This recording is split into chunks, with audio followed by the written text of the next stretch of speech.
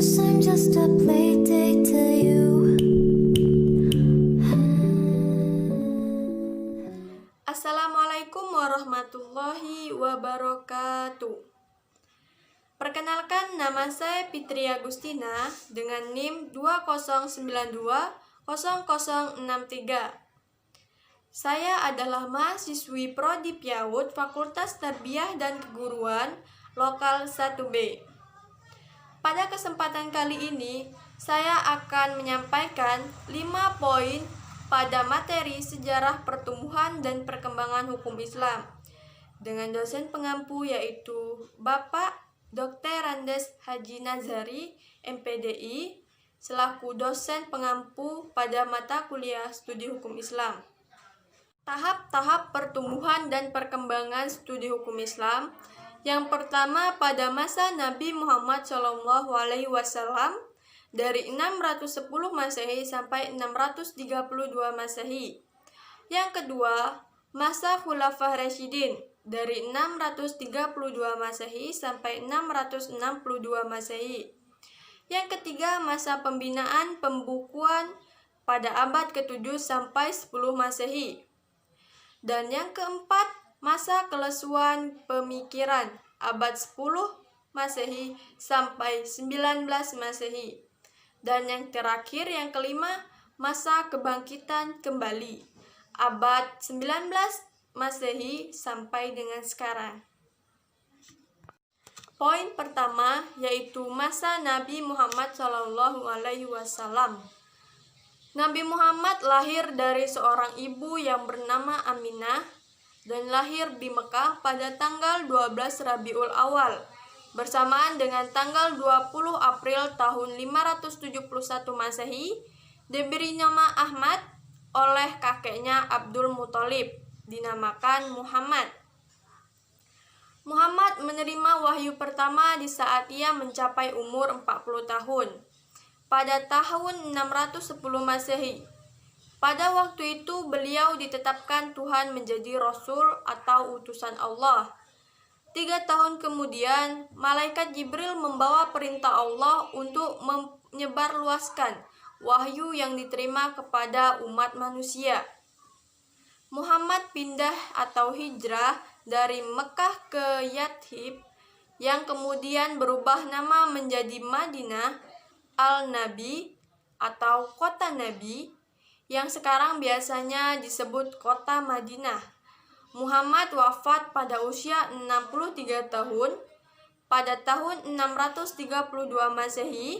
Setelah berhasil melaksanakan tugasnya selesai, Rasulullah selama 13 tahun di Mekah dan 10 tahun di Madinah. Yang dibawa oleh Nabi Muhammad adalah wahyu-wahyu Tuhan atau wahyu-wahyu Allah. Ayat-ayat hukum ini juga banyak terdapat di Al-Quran, dan wahyu-wahyu yang dibawa oleh Nabi Muhammad juga banyak yang membahas tentang hukum Islam. Lanjut, poin nomor 2, yaitu masa Khulafah Rasyidin. Dengan wafatnya Nabi Muhammad, maka berhentilah wahyu yang diturunkan, dan demikianlah hanya dengan sunnah. Kedudukan Nabi Muhammad sebagai utusan Tuhan tidak mungkin tergantikan, tetapi tugas beliau sebagai pemimpin masyarakat Islam dan kepala negara harus dilanjutkan oleh seorang khalifah dari kalangan sahabat Nabi. Tugas utama seorang khalifah adalah menjaga kesatuan umat dan pertahanan negara. Khalifah pertama yang dipilih yaitu Abu Bakar Siddiq. Pada pemerintahan Khulafah Rasyidin sangat penting dilihat dari perkembangan hukum Islam karena dijadikan modal atau contoh di generasi-generasi berikutnya. Pada pemerintahan Abu Bakar Siddiq dibentuk panitia khusus yang bertugas mengumpulkan catatan-catatan ayat-ayat Al-Quran yang telah ditulis di zaman Nabi pada bahan-bahan darurat seperti pelepah kurma dan tulang unta untuk menghimpunnya dalam satu naskah. Khalifah kedua yaitu Umar bin Khattab melanjutkan usaha Abu Bakar meluaskan daerah. Utsman menggantikan Umar. Pada masa pemerintahan ini terjadi nepotisme karena kelemahannya. Di masa pemerintahan pemperluasan daerah Islam diteruskan ke barat sampai ke Maroko, ke timur menuju Hindia, ke utara bergerak ke Reha, Konstantinopel.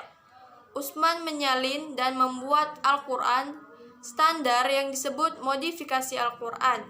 Setelah Utsman meninggal dunia, yang menggantikannya adalah Ali bin Abi Thalib, yang merupakan menantu dan keponakannya Nabi Muhammad.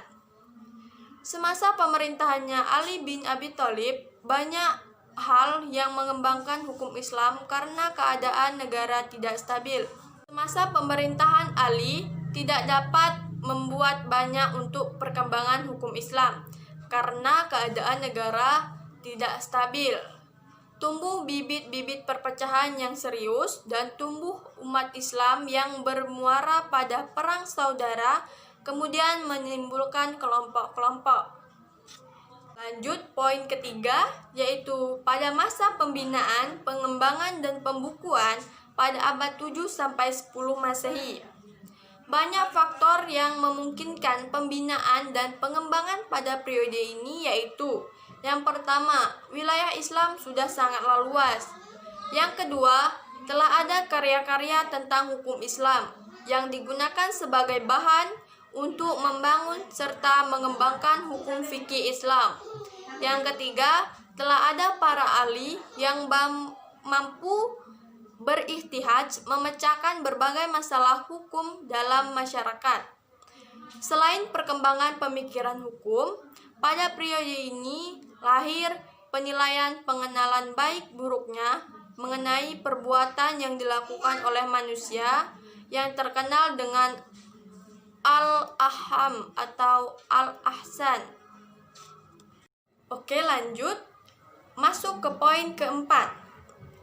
Pada masa kelesuan pemikiran, abad 10 sampai 19 Masehi. Pada masa ini, banyak faktor-faktor yang menyebabkan kemunduran atau kelesuan hukum Islam di masa itu. Yang pertama, kesatuan wilayah Islam yang sangat luas telah retak dengan munculnya beberapa negara. Yang kedua, ketidakstabilan politik. Dan yang ketiga, pecahnya kesatuan kenegaraan atau pemerintah menyebabkan merosotnya kewibawaan pengendalian perkembangan hukum. Keempat, gejala kelesuan berpikir timbul di mana-mana. Dengan demikian, perkembangan hukum Islam pada periode ini menjadi lesu. Baiklah, yang terakhir yaitu poin kelima, yaitu pada masa kebangkitan kembali abad 19 sampai dengan sekarang. Setelah beberapa abad mengalami kelesuan, kemunduran, perpecahan, pada masa ini banyak para ulama, para guru-guru besar untuk berusaha untuk memajukan dan mengembangkan kembali hukum Islam yang ada. Baiklah, sekian yang dapat saya sampaikan. Mohon maaf apabila ada salah-salah kata. Di sini saya juga masih belajar dan masih ingin tahu banyak. Setidaknya yang saya sampaikan semoga bermanfaat bagi kita semua. Saya akhiri dengan ucapan wabillahi taufiq wal hidayah. Wassalamualaikum warahmatullahi wabarakatuh. Guess I'm just a player.